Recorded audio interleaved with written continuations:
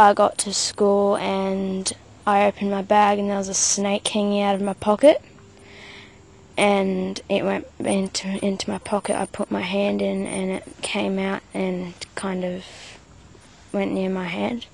I thought it was a venomous snake at first. What was the reaction from the class?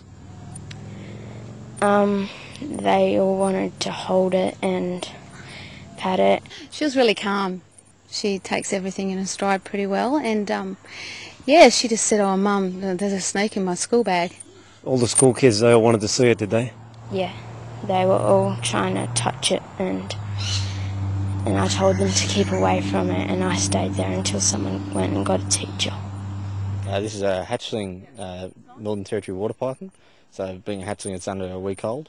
So these guys grow up to 2.5 metres as adults, and at that stage they can eat things like possums, chickens, dusky water rats. At this stage, this guy's probably only going to be chasing geckos and frogs. What was the reaction at the school when you went there? They were just relieved that it wasn't a dangerous snake and no one was hurt. No more going near school bags, okay? We'll let you go.